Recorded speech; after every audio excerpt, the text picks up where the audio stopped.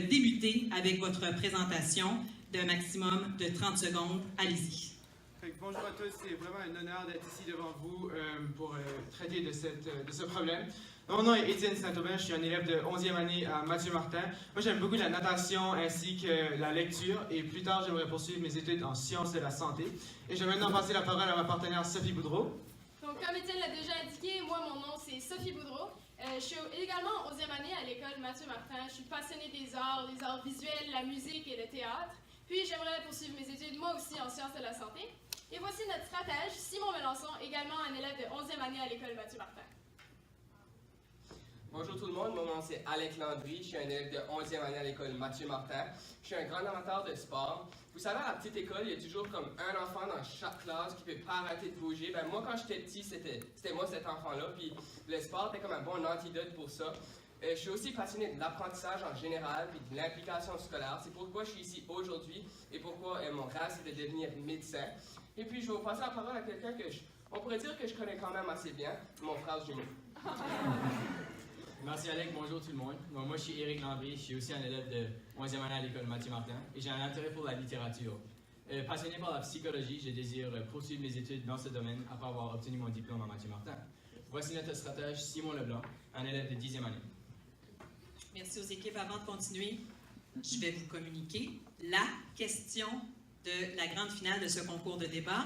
Est-ce que renouveler le système de gouvernance fédérale sur les dossiers autochtones favoriserait une réconciliation réelle avec les peuples autochtones? Pour la présentation des arguments, Mathieu Martin 2 débute. Exclusion, discrimination, racisme. Ceux-ci sont les mots qui nous viennent en tête lorsque nous pensons à l'histoire de notre pays. Nous avons un système corrompu. Nous le savons tous, les séquelles et les cicatrices que celui-ci a laissées dans notre société sont inexcusables. Voilà pourquoi nous pensons. Non. Voilà pourquoi nous savons que nous ne devrions pas garder un système qui a discriminé et qui discrimine encore à ce jour les Autochtones et leur culture. Tout d'abord, nous devrions renouveler notre système de gouvernance fédérale sur les dossiers autochtones parce qu'il a continuellement, année après année, discriminé. Et pour faire référence à la question posée, défavoriser les Autochtones.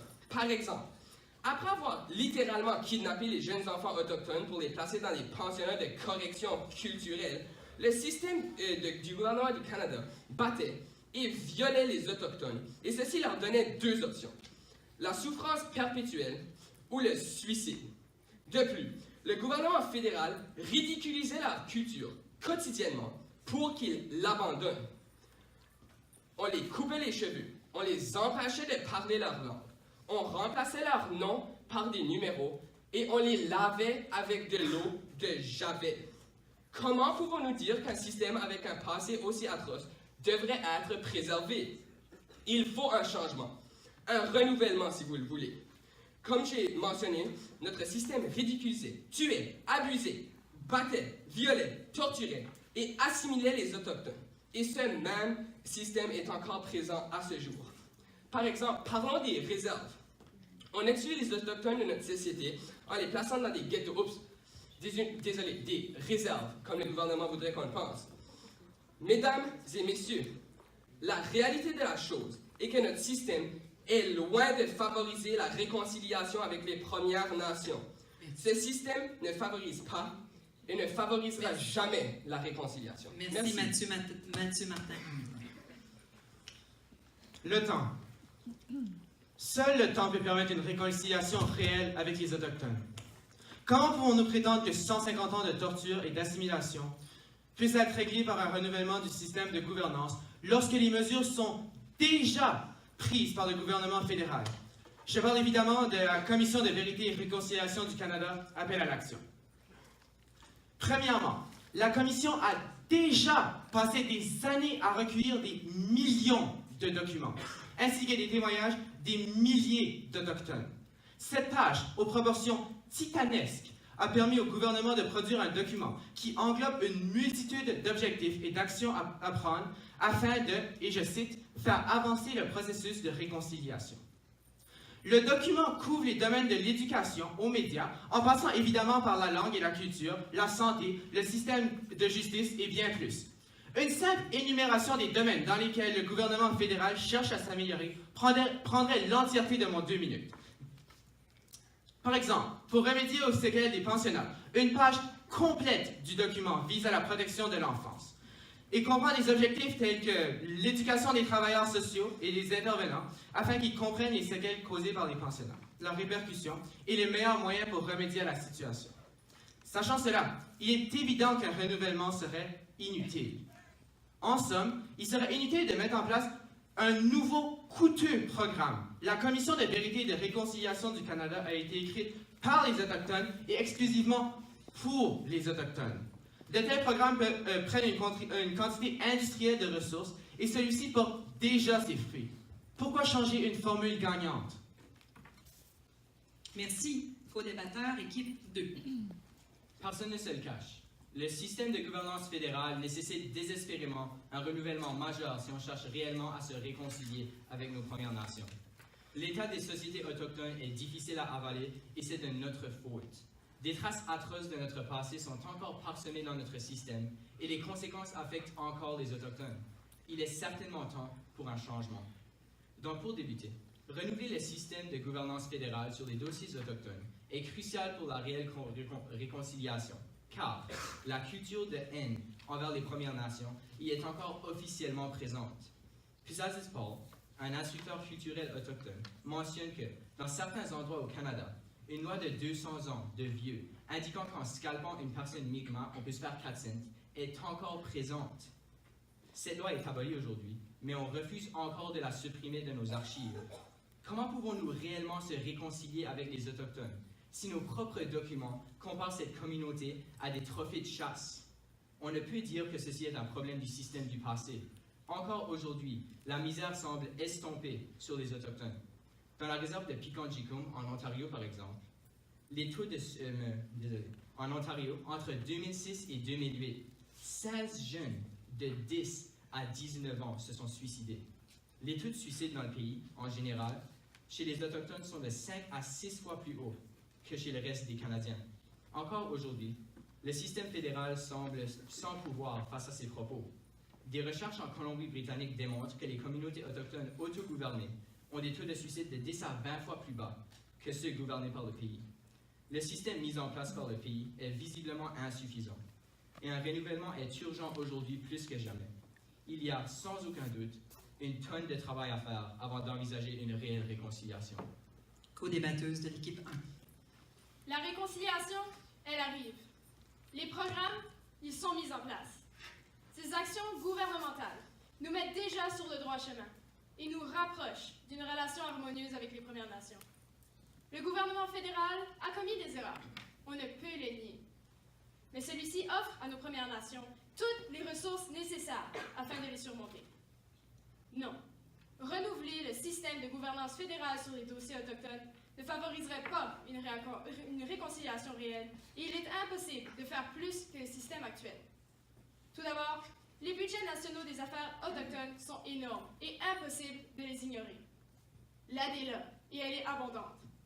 En 2017, afin de faire progresser la réconciliation et améliorer la qualité de vie, 3,4 milliards sur 5 ans. Afin d'améliorer l'infrastructure des collectivités autochtones, 4,5 milliards sur 5 ans.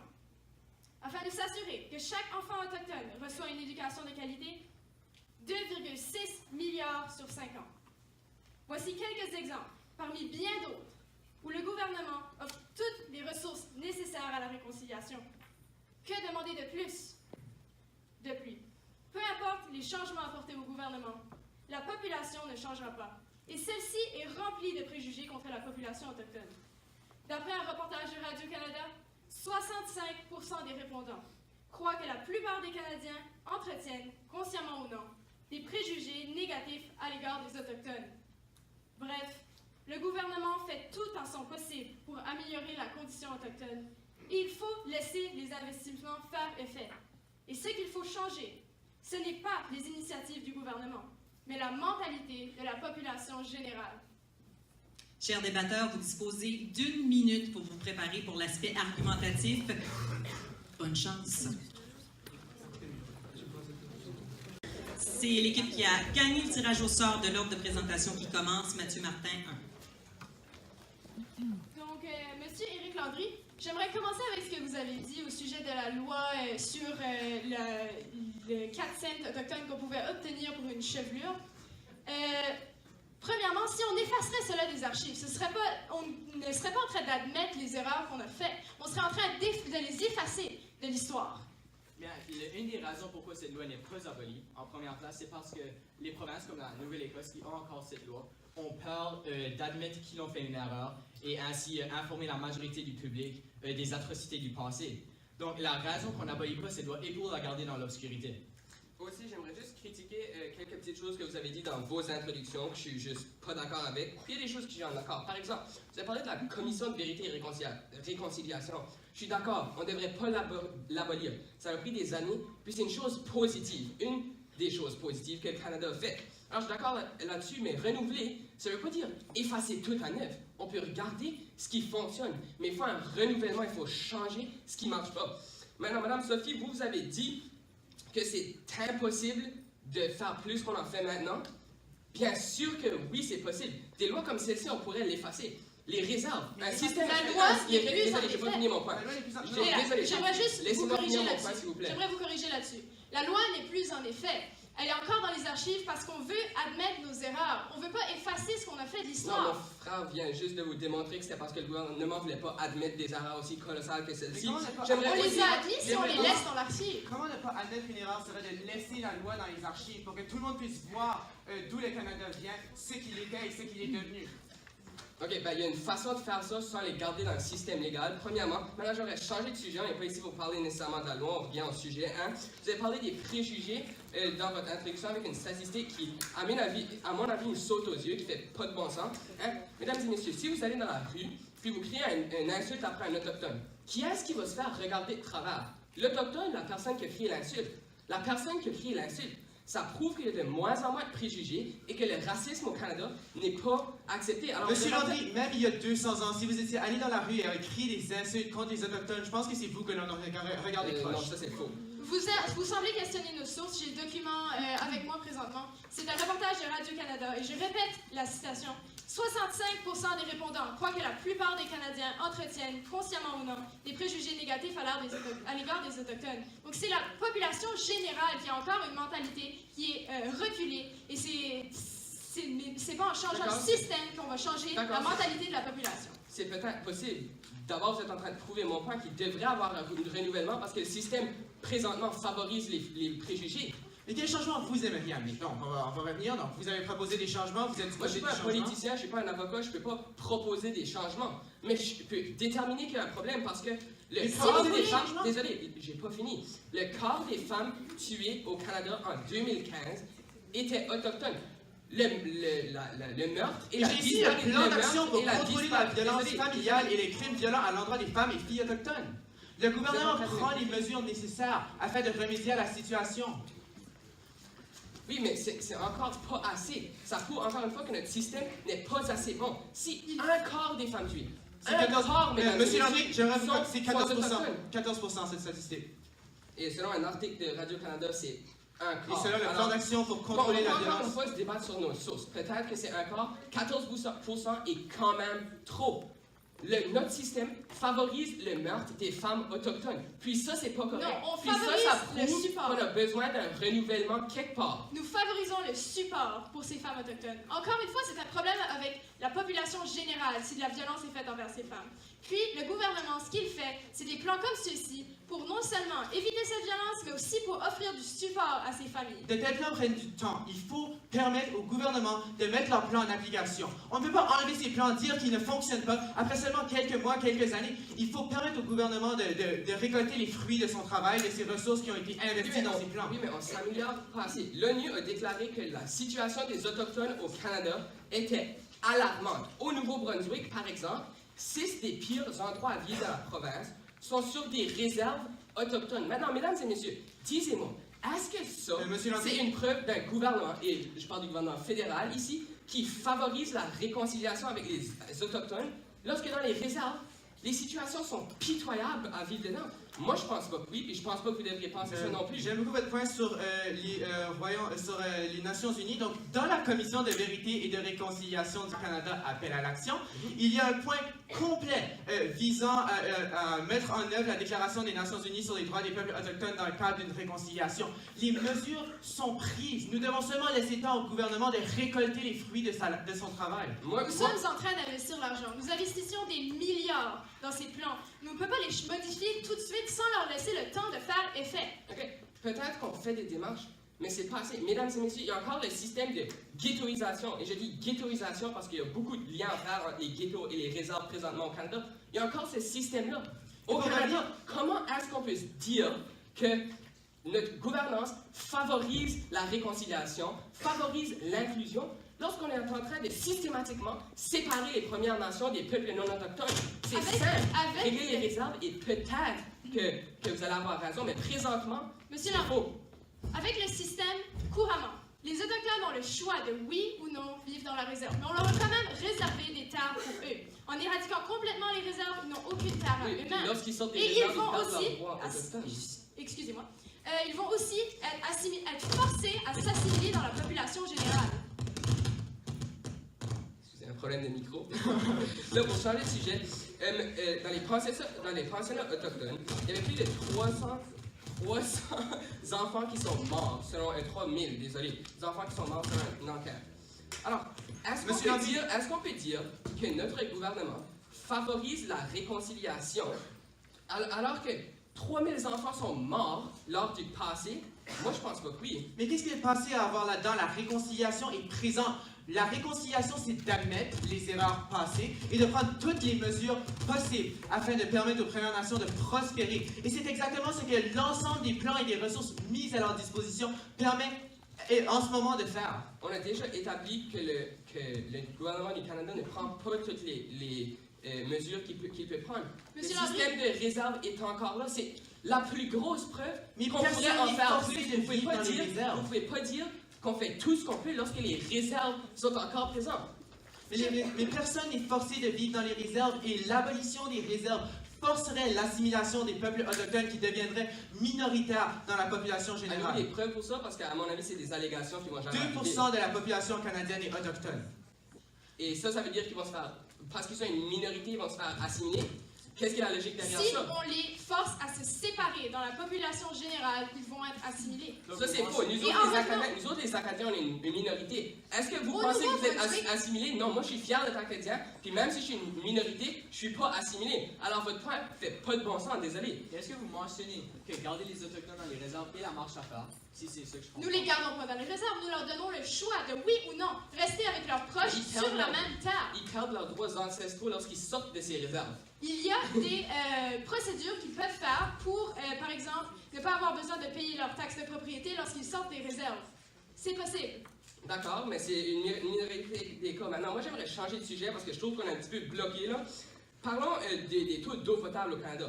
Ici, au Nouveau-Brunswick, 93% des Premières Nations n'avaient pas d'eau potable de 2004 à 2011, si je ne me trompe pas. 93%. Puis, autour du Canada, approximativement 65% des Premières Nations n'ont pas d'eau potable présentement.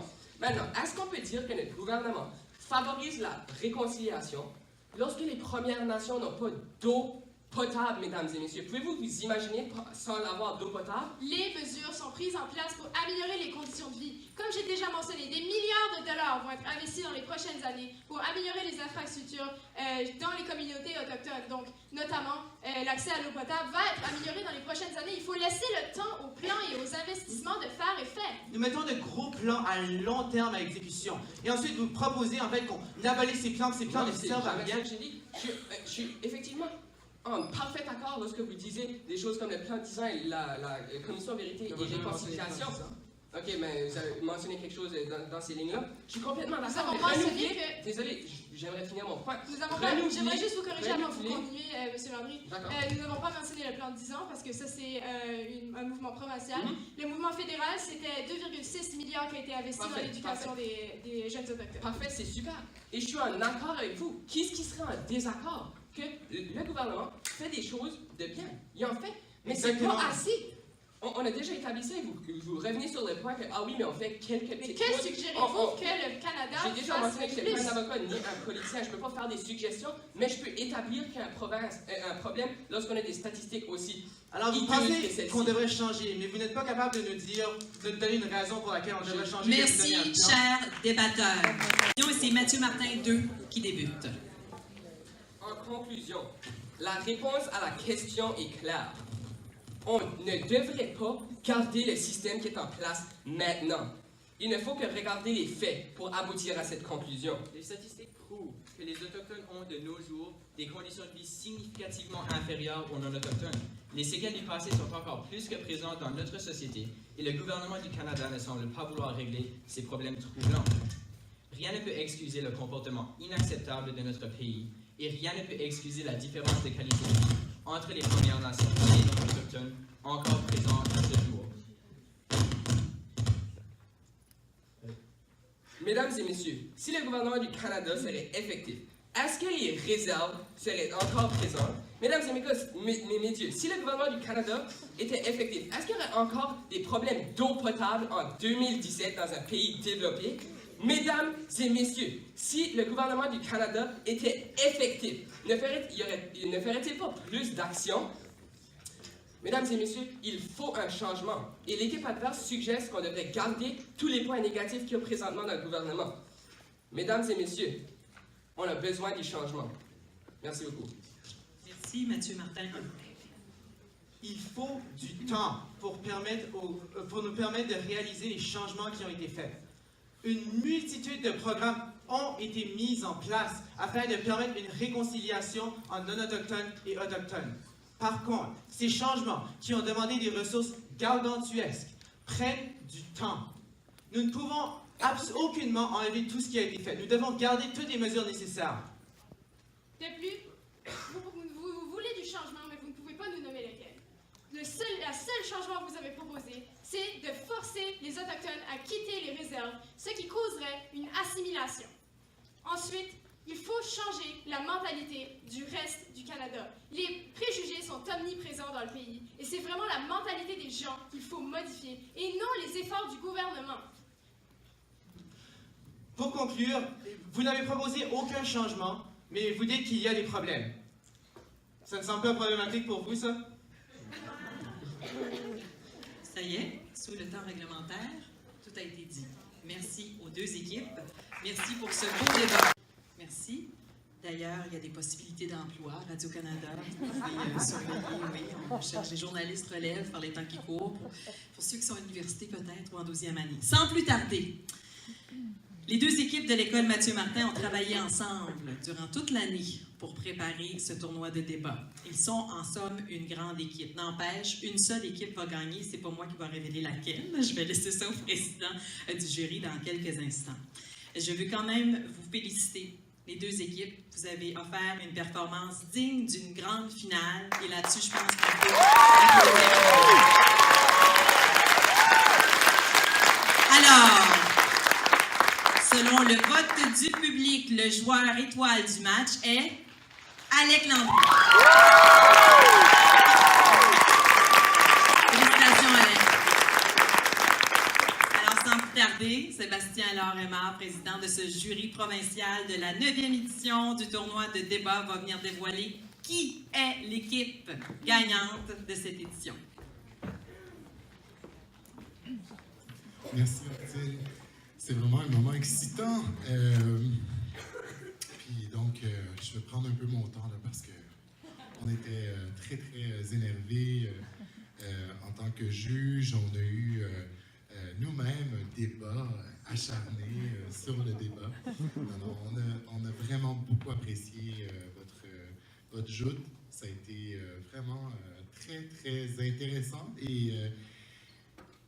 Et moi, ben, je peux pas m'empêcher, je travaille pour les éditions Bouton d'Or Acadie, je peux pas m'empêcher de penser que vous avez une maîtrise du français extraordinaire. Là, je parle en mon nom personnel.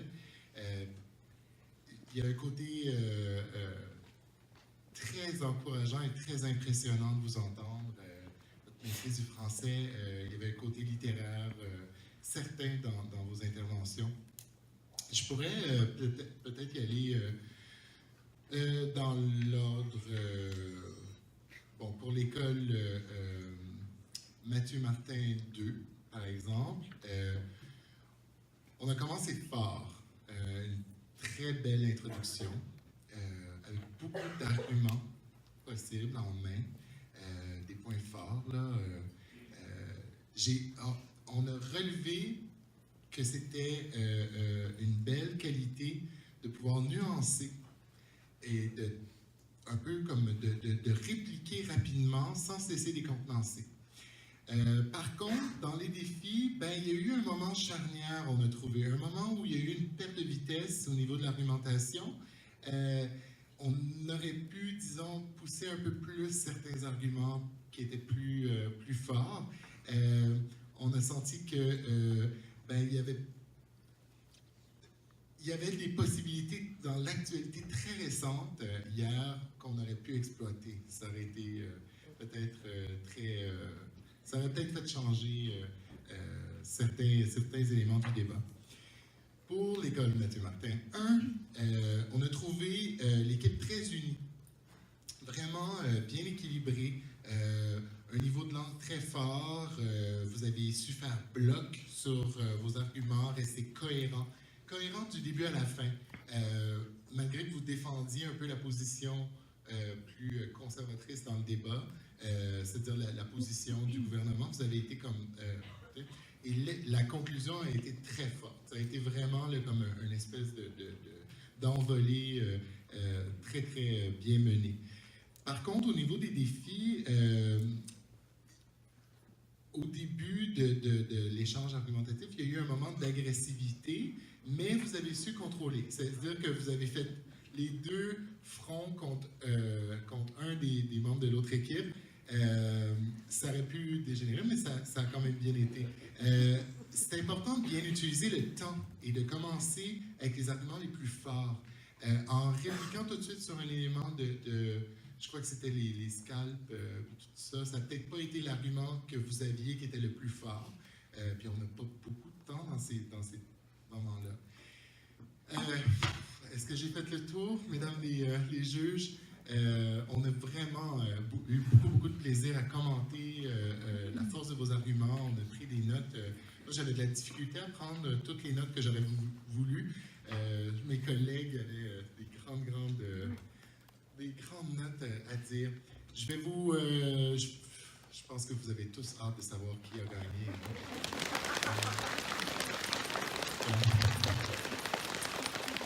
Même si c'est très serré, et même si, bon, il faut choisir un gagnant, Mathieu Martin.